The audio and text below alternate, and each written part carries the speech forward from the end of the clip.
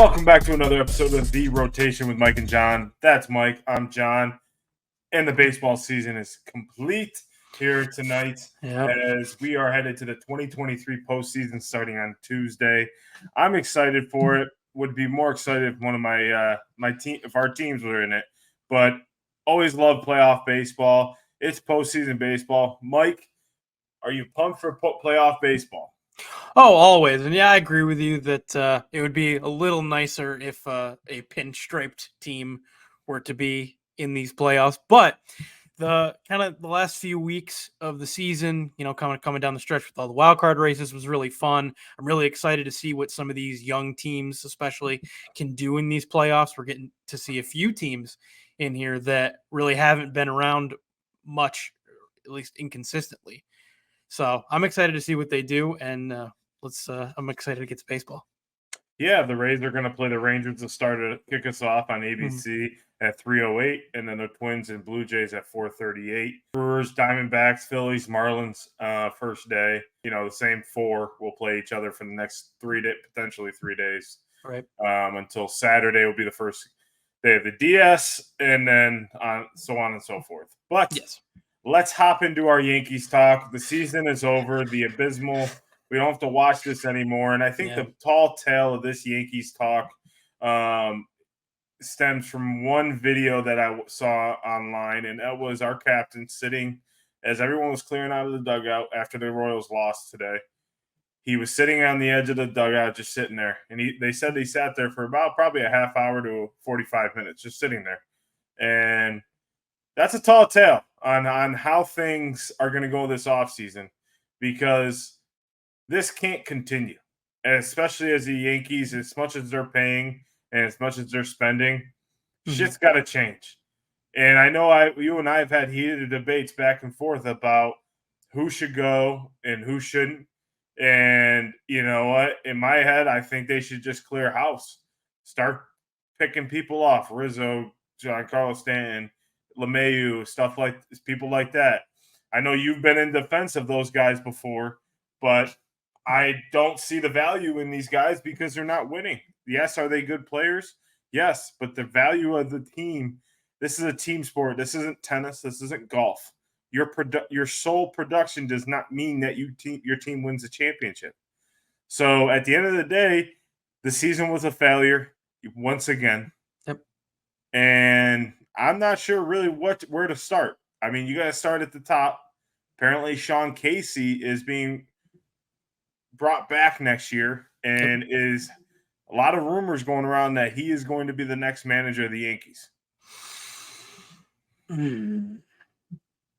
I don't really like that idea, not because of Sean Casey, the person, because I think Sean Casey is a brilliant baseball mind. I think he knows what he's talking about. He's always been good both as an analyst and seemingly as a hitting coach. The guys seem to like him. I just don't really like the idea of another guy that has never been a manager before.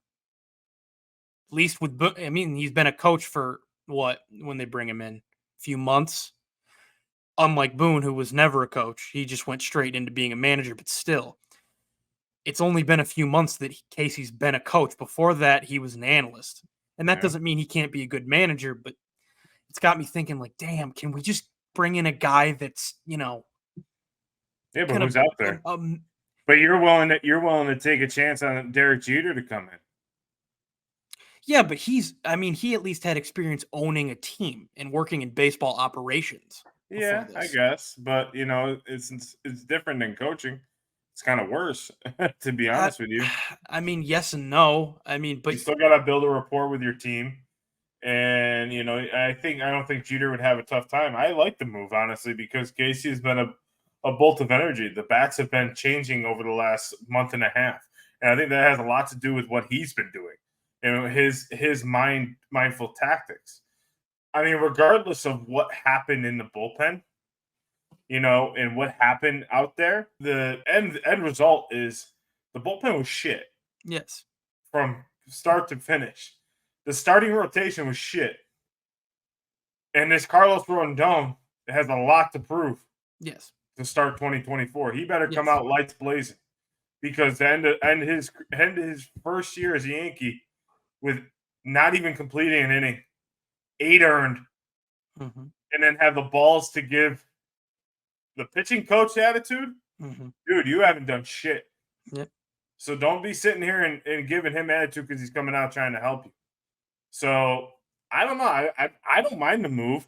I just don't see that, Boone is the problem right now. I think there's other issues at the helm that are Right. the problem. But Yeah, it's just I guess the bullpen and the starting rotation is kind of what worries me.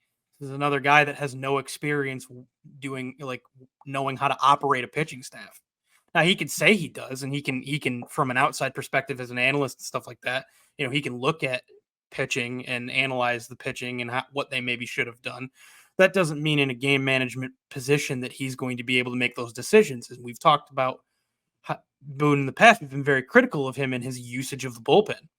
And so I would really like to bring in a manager that's been a manager and has done this before. It's yeah, but one who's out thing. there? That's the problem. Well, as of today, a former Yankee manager is out there. Whether he wants to manage or not is the question, and whether they want him or not is the question. Uh, But I mean, What's up? I Donnie's mean, I'm sorry, but you're talking about all these older guys that have an old school mentality where their mindset is new school. They're going to clash, and they're never. That's why Buck is gone. That's why they parted ways. Is because Cohen is going towards a new direction of way of playing baseball, and Buck is old school. It's just the nature of the game. I mean, Buck is old school. Donnie's old school. Gabe Kapler would be. I don't understand that firing very I much, don't. but No, I don't. um, who are you gonna get? That's my question to you. Is like for this week, I want you to kind of look. We'll do this next week on next week's show, but I want to hear who your 3 candidates are because those two I would not put in a manager position at this point. Donnie's been with the Marlins, did okay. I know it was the Marlins, but still, it was okay. Buck Showalter's been with a few teams since being with the Yankees, and none of them have really amounted to anything. And when he was with the Yankees, he didn't do anything either. So, I mean, realistically, is he really that good of a manager? You got to really look at it like that. Like, is he that good? Because if he's that good with the talent that, everyone proclaims that the Yankees had back in 94, 95, 93, all those guys, then why weren't they a playoff team? So, I mean, I don't know solely if it's on Buck Showalter or anything, but I don't know. I disagree with the fact that they have to come in knowing how to manage a bullpen. That's why you hire coaches. That's why you hire it. I think if you just have, I think managers for baseball are different than head coaches in any other sport because ultimately they're not called head coaches. They're called managers, and they're there to manage a team. You hire your staff. They got a bazillion coaches on the bench. Those coaches can help you build out a good bullpen and strategy for the game. What Sean Casey's going to bring you is a blue collar mentality when it comes to baseball and to be like, this isn't working. We need to change. And that's where you have to, with baseball, you have to make those changes. And Boone doesn't make those. Correct. But the thing is if you're not going to bring in somebody with at least somewhat of an old school mentality, and maybe Casey will be that guy. I don't know. I'm just saying offhand, it doesn't sound like the top hire to me. But I've said this before. If they're going to fire Boone, their odds are they're going to bring in someone that's exactly like Boone. And they did the same thing with Boone when they fired Girardi. When they Right. fired Girardi, they brought in someone just like Girardi, and when they Right. fired Torre, they brought in someone just like Torre. It's the same thing. So I'm not surprised if they go and bring in Sean Casey. Ultimately, I don't know. I don't know what I see going in the future. There's a lot of ups and downs. Giancarlo Stanton has to do better, but I think they have Yes. to utilize him better, and that's just the end of the game. They have to play Mhm. him. At the end of the day, he's 6'5". He's 255 pounds. He's a beast of a person, and he should be playing every day. And if you Correct. asked him, he probably would want to play every day. So, I mean, when it comes down to it, the Yankees need to do something here in the offseason. Take a week, take a 2 weeks, but then you hit the ground running, see what happens. Consolidate with your two best guys, and Cole Mhm. and Cole and Judge should be in a lot of these meetings, and I think that's where you're Yes. going to build that camaraderie with the team. The team trusts, and the team has said it. We go where Judge goes, and even Coles have said it. So he needs to be in these meetings, understanding what's going on. How do we shape things, and as a player's perspective, be in there, be listened to. So we shall see coming up. I don't know what's going to really happen with the Yankees coming forward. I mean, I'm hoping that they, make some good moves in the offseason. They'll be down here in Florida soon playing golf, so hopefully see them on the course. But let's get into our 5 takes of the week. A little bit different. We got playoff edition baseball coming up, so it's going to be a lot of playoff baseball or end of the season stuff. So let us know what you think in the comments. But Mike, take it away with your first take of the week. Well, just so happens my first take has to do with the name that we just talked about, and that's Buck Showalter. And that is that Buck Showalter is the new Dusty Baker, in the sense of Dusty has now won a World Series with Houston, this most recent one. But that kind of leaves Buck as the kind of grizzled veteran manager that has been always, I always use the phrase, always a bridesmaid, never the bride.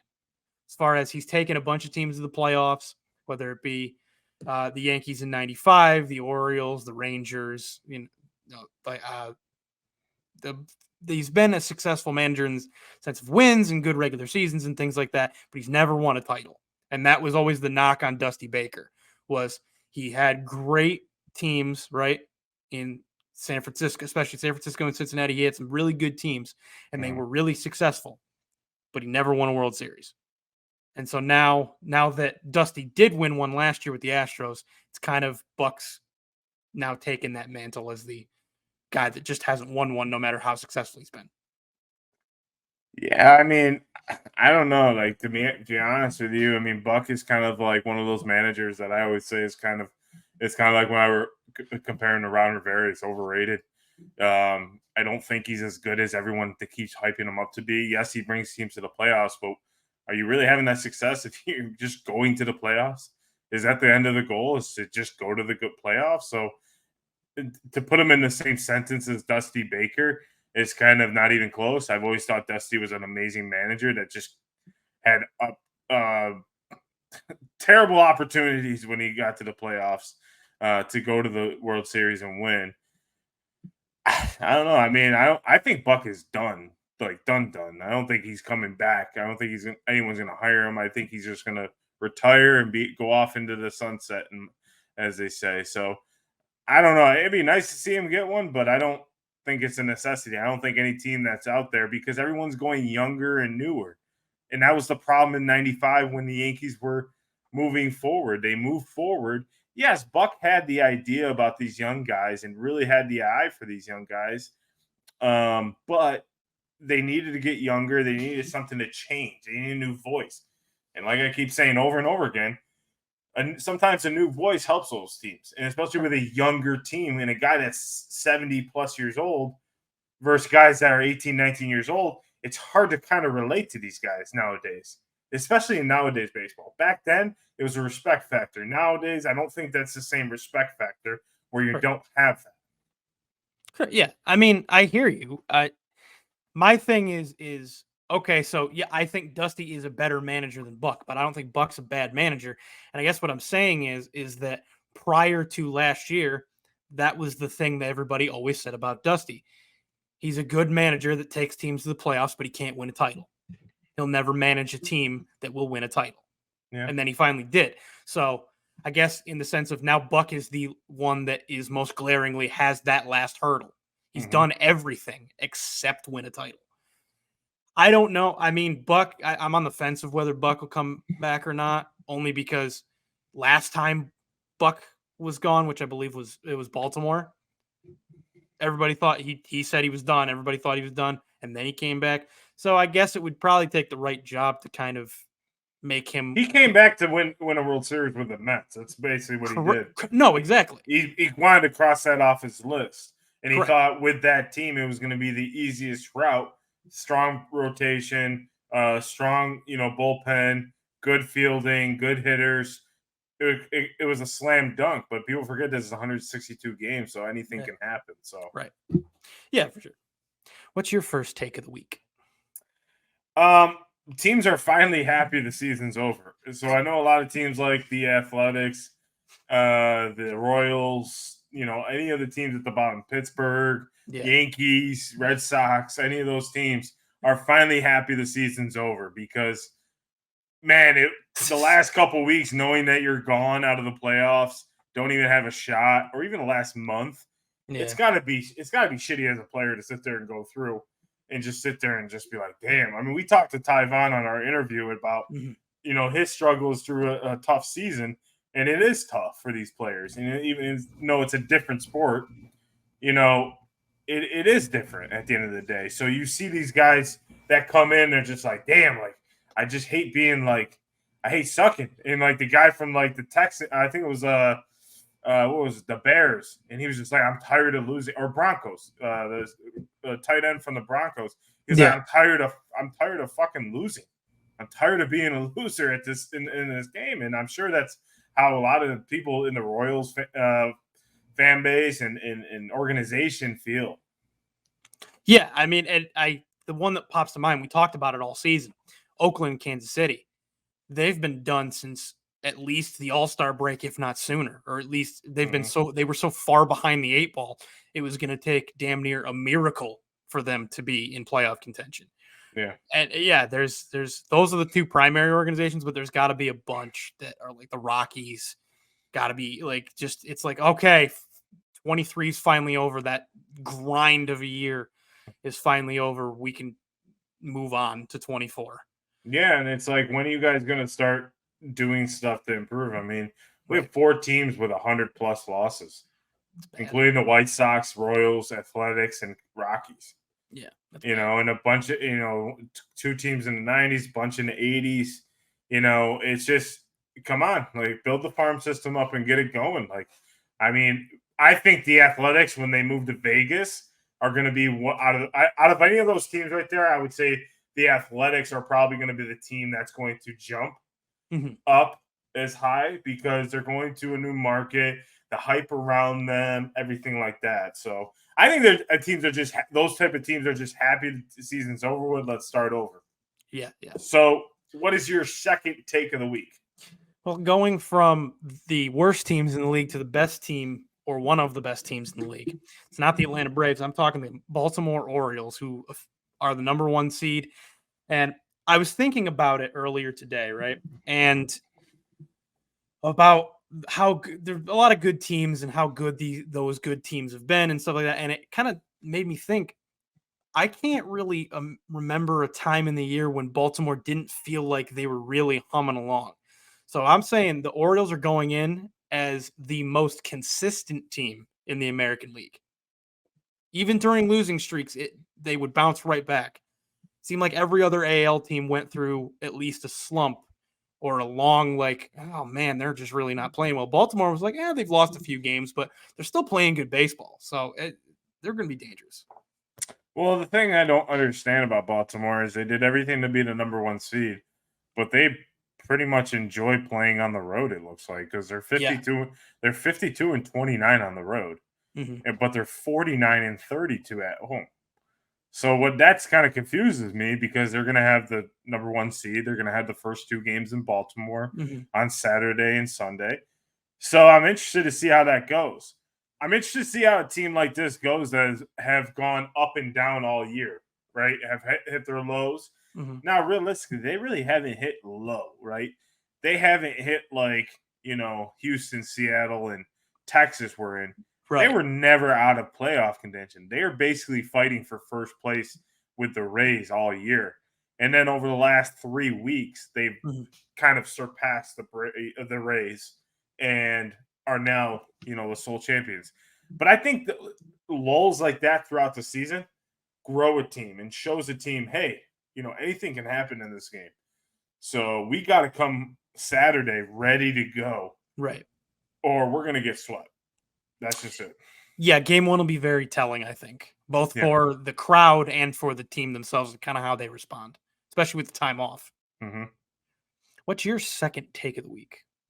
Well, it's a team I talked about when you were on vacation Okay. and I did the show, but the Mariners took a nosedive in September.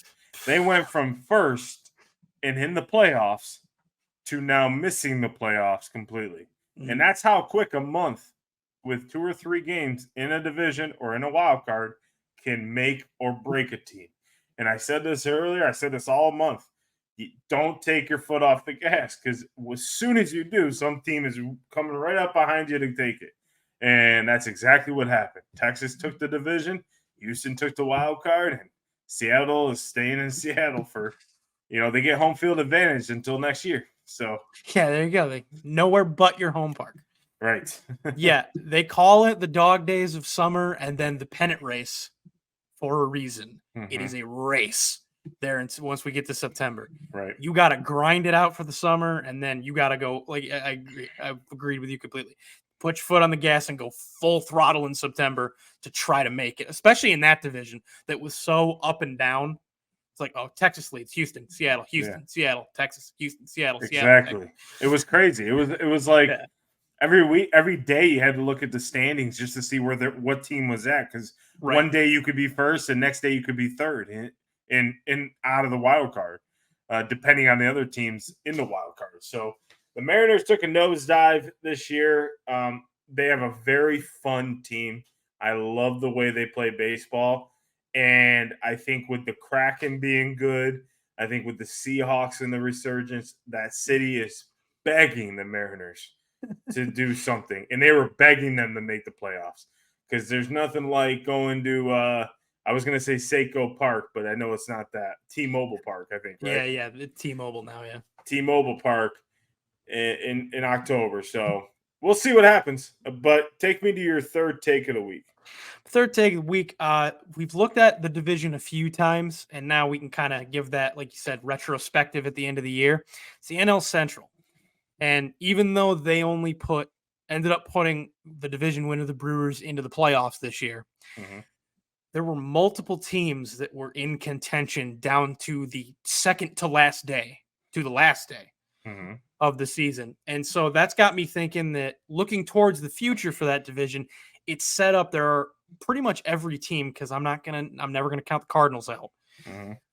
Every team is set up to at least be competitive for the very near future. I think that's going to be a great division in the coming years as these teams that are young, like the Pirates, the Cubs, the Reds, and the Brewers, I think will keep it going to just keep getting better and keep being more competitive. And maybe next year we're going to have the same fight for the division and wild card, but they'll put multiple wild card teams in.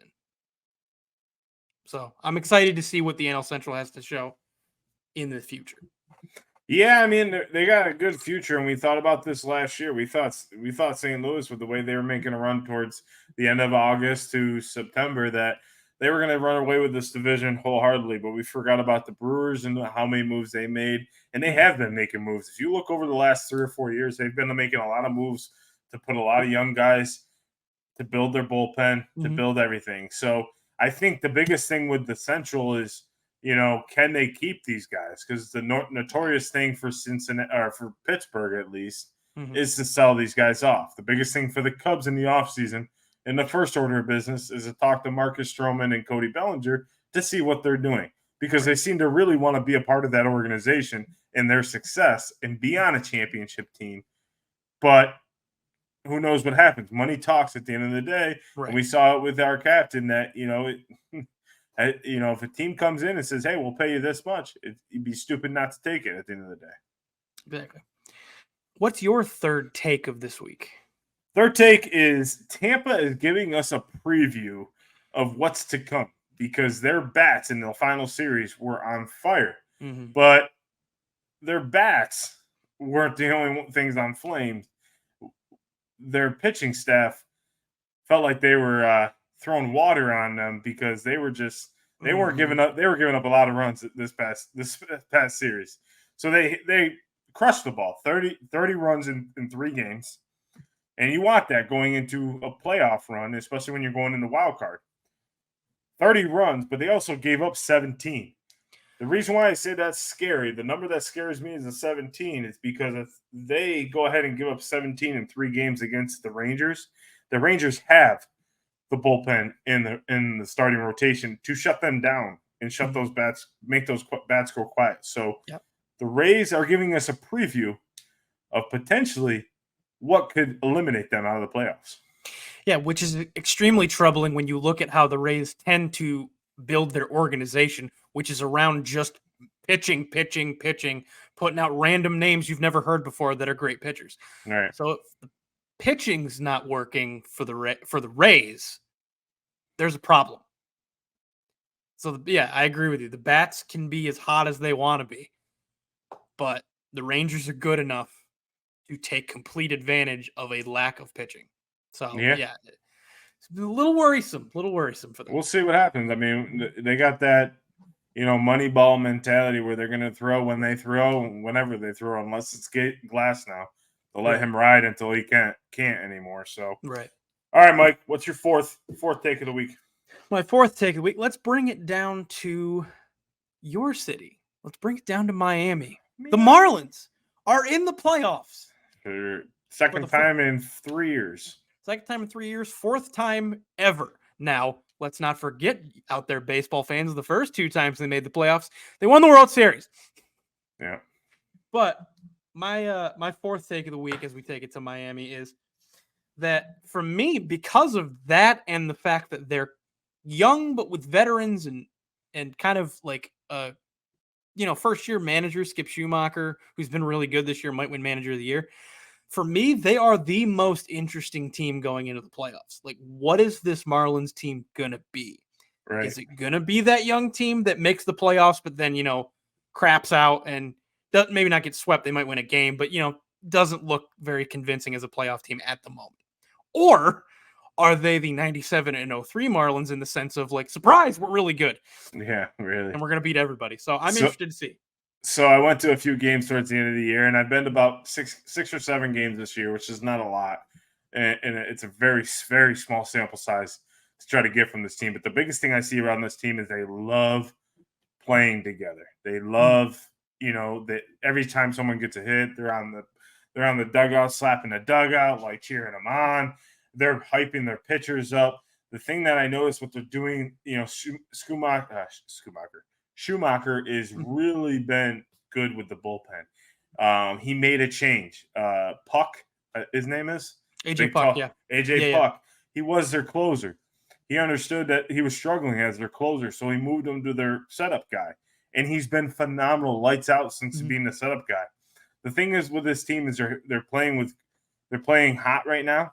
The series I went to against the Mets, they lost the first game 2-1, but they won the second game in extra innings. And the team is hitting the ball. Luis Arias is continuing to get his hits. The one guy that needs to step it up that I haven't seen him step it up yet is Jazz Chisholm Jr. So he needs to step it up over the next, into this playoff. They need his bat. He's not a big guy, but he's explosive, and he can really make a dent for this team if he steps it up. He's been very, very cold lately, so let's see if he what Jazz we see. So, what is your fourth take of the week? So I've said this before on Cinco Squad, and I've said this before on here. The MLB, plays out this long 5.5 month season just to rush October. And I always hate it because they always have like game. And of course, I love seeing a lot of playoff baseball, but it just feels like I know the COVID year was really bad where you had a game every single day. Now, it was because they weren't traveling, but it was like game. And it's like, dude, come on. In every other sport, this is a privilege. You're supposed to act like it's like a privilege at the end of the day. So I think the MLB rushes the playoffs way too much. In doing so, I understand because if they kind of go too far into November, they're flirting with football. They're competing with college basketball, NBA, NHL, all those. But then make the season 100 games or end the season in the first week of September. Have playoffs be throughout September into October, and then you're good. Like, I just feel like they've rushed the playoffs way too much, and they need to change the schedule because I think it's way too long. Yeah, I would agree because so the whole thing, I think part of it also is what they've done to brand themselves. They are October. You know what I mean? Like But that's the this is shitty part is they're not branding themselves. I'm not seeing any commercials for playoff baseball right now. None. And I watch TV more than anybody, and I'm not seeing anything. And that's what I went back last week is they're not marketing themselves. There, you'll see it tomorrow, or you'll see it tonight, right. but I don't see any commercials for playoff baseball, and it's horrible. It Yeah. really is because you want to be at the top of sports. I see more NBA preseason commercials than I do MLB postseason. Get ready for October. I remember where you couldn't find a commercial where you couldn't. The reason being is because a lot of these channels don't watch, like, you can't get local games anymore. So Right. It goes back to that whole. No, I agree. That goes back to that whole thing.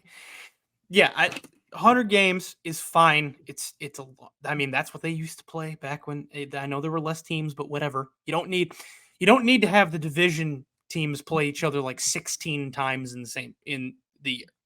It doesn't need to be that many in division games. You can cut some of those if yeah. you want everybody to play each other. And yeah, make it so that if October is the month that you want to be like, yes, this is our time, playoff baseball, right? Like if that's what you're going for as the league, that's fine. Go to the if you do that plan where it's first week of September is the last week, or yeah, first week of September is the last week of the regular season, and then you go into the playoffs, right? By the time you get to October, you can have it be the CS and the World Series, even if it doesn't go all the way through October. Make it exciting. Build some suspense. You For can't these build games. you can't build suspense throughout a season where most of their fan base can't watch. That How I mean, many that's also how many games did you watch this year? Realistically, not as much as last year. not as much as last year because when I moved into my apartment in June, I cut the cord and I wasn't paying the $30 for the Yes app. And being that I'm in New York, I mean, we've been over this before, but Didn't being that matter. I'm in New York, I can't. I'm the regional, Yeah, so I need the Yes app to watch it but even because with the I Yes get app, blacked out. even with the Yes app, you get blacked out, don't you?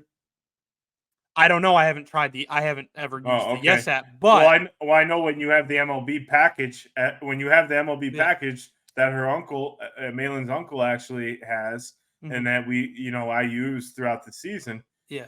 It if I was in, it worked perfectly. I watched every Yankee game I could. Right. But if I was in New York like I was last year when I had the MLB Yeah. package, You would have got blacked out. I got blacked out every time. I missed Aaron Judge's 62 home run because I was up in New York, and that they do a terrible job in marketing themselves, and Correct. it starts with the best. What's the thing that Trey always says? The best um, character of someone is their availability, right? And Oh yeah, being available. the best ability is availability. Correct. So if you Yeah. can't be available in trade, on Cinco Squad, he talks about it all the time. How Yeah. he would love to watch baseball games. He used to watch Dodgers and Guardians games, but now that they don't allow them on the court, like they don't allow them on the streaming services, Right. you have to buy a cable package. You're screwed. Right. And then you got to pay extra, and it's like extra, extra, extra, extra, Yeah, right. extra. It's like people don't want to do that, especially in this economy right now. So I'm sorry, but like MLB, until you figure that out, then you figure out the marketing for postseason. Because if you had that figured out, most people wouldn't. You don't really need to market 2 weeks before. People already know are hyped about the playoffs. Right. Right. They know what's going on. Right. So I figured for our. Did we get to our? You got your final fourth take? I've already done my fourth. We're on our final one, and I'm imagining we have the same one. Let's do our World Series prediction, Okay. and let's do that for our final take of the week, right? Because the show will be launched, and let's do our World Series prediction and how many games. Do you have that? I didn't have. I have my World Series prediction. I did not have how many games, so you can go first while I think for a second about my games. So my final take of the week is going to be my World Series prediction. And in the World Series, it will be the Texas Rangers versus the Milwaukee Brewers. And the Milwaukee Brewers will hold up the trophy in 6 games. That is my prediction. Mike? Okay. Wow. Okay. So my World Series prediction is the Atlanta Braves and the Baltimore Orioles. And the Atlanta Braves will hoist the trophy in 5 games. Not even close. Baltimore is very good. I don't think they're quite ready for Atlanta. Thing that scares me with teams like the Braves and the Orioles and the Dodgers going into October baseball is, can they keep that? It's 0-0 now. Right. There's no record. There's no stats. There's nothing. You are 0-0. So at the end of the day, are you going to play like you're 0-0?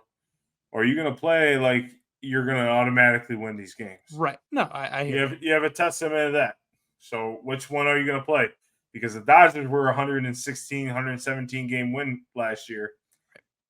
And they got swept by the Braves. No. Yeah, they got beat by the Braves last year. So I think one of the teams. They got beat last year. Yeah. And in the first round of the DS. So anything can happen. It's playoff baseball. You know, teams just got to get hot. And it's just the team with the hot hand has to, come through. And I think the Brewers have been playing consistent baseball. And I think the Rangers have gone through a lot of lulls. I think they've gone through a lot of things you'll see in the playoffs that they need to overcome. Both teams. And that they can overcome in the playoffs. Yeah. Different things they have to change during the game. Pitchers getting blown out, then coming back from that blowout and winning the game. Those play into factors. Going out and just dominating team is great and all if you can continue it. But how you respond to getting your jaw punched is everything. So once you take that first jab, can you take that jab, shake it off, and punch back? Just one thing before we get out of here. Yeah, go ahead. I just wanted to offer condolences and thoughts and prayers and RIP. It happened literally hours before we sat down to record. Tim Wakefield passed away at the age of 57, out of nowhere. Nobody really knew he was sick. Literally, speaking of Trey Day, literally texted us, when it happened, when it was announced. And I don't know about you, I hadn't heard anything about Tim Wakefield being sick. Well, like Kurt Schilling said, he wanted to keep that close to his vest. Yeah. So I'm sure it's been manifesting over the last, few years now. Yeah, rest in peace too. And thoughts and prayers are with the Wakefield family.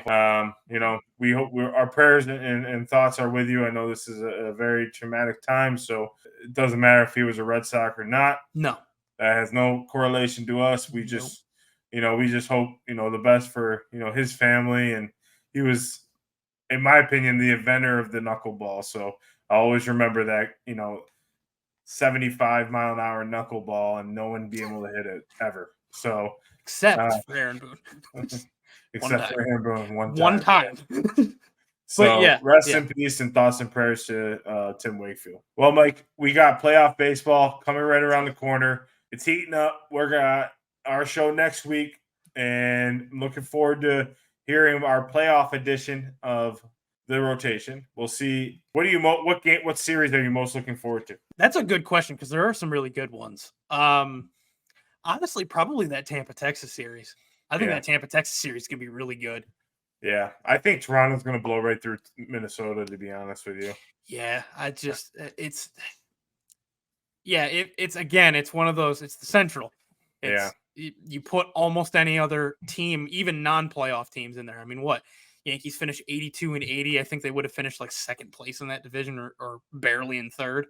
Yeah. So, I'm sorry, Minnesota, but you had enough gas to get through the Central, not anybody else. Yeah, and looking at I'm going to look forward to the Miami Phillies series. Yeah, I think the Phillies fan base is incredible, and it'd be nice to see the hometown team come through. I mean, the fourth and final team actually making a good run in the playoffs would be awesome for Miami, for everything. So we'll see what happens. We'll be back here next week. Make sure you tune in. Let us know in the comments what your thoughts are, who your World Series predictions are. We want to hear them. And we'll see you here next week. Thank you for tuning in. This is The Rotation with Mike and John. I'm John. That's Mike. See you next week, everyone.